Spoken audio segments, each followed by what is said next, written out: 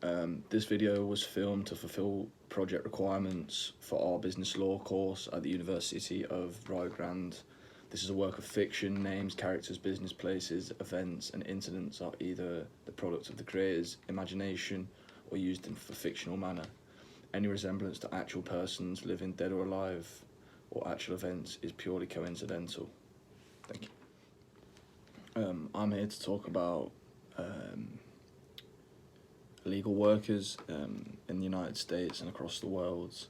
For me, it's a topic that I've found to grow more knowledge of in recent years. Being out here and meeting with people that back home I wouldn't usually meet with. A lot of lads from South America and places where coming to the United States for them is like a huge opportunity to progress in their life and give them another chance, because of the opportunities that are here in the States and in some of the biggest countries in the world, such as the UK, with the economy and whatnot. I think illegal workers, there's a broad spectrum. I think you can go from lads who are working for cash, with no liability if they get injured at work. They can be underpaid, they can be on less than the minimum wage because they're desperate.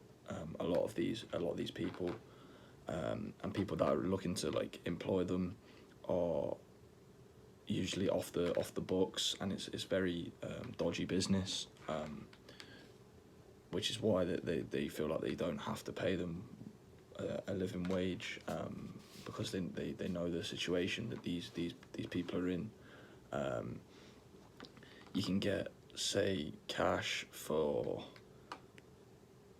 building stuff, like on building sites where, say, the minimum wage would usually be around $10 an hour. Like these migrant workers who come here with nothing to their name, like are in a desperate situation, and that can lead to them taking whatever's offered to them.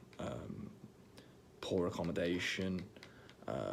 Recently there was a big interview, big investigation in Qatar, where the next soccer World Cup will be taking place, and it was shown that like 80% of the workers there were all illegal.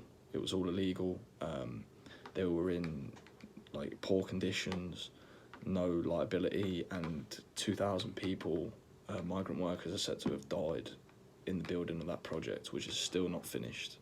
It was a big cover-up, and it really just, to me, like highlighted, like, no matter how much money is in a sport like soccer and how much money was in Qatar, they were still doing everything they could, these companies, to employ illegal workers because of how cheap they are, and really caused like some problems out there, which is gonna haunt over in many ways probably the next World Cup, because of the amount of people that have died in the poor like conditions.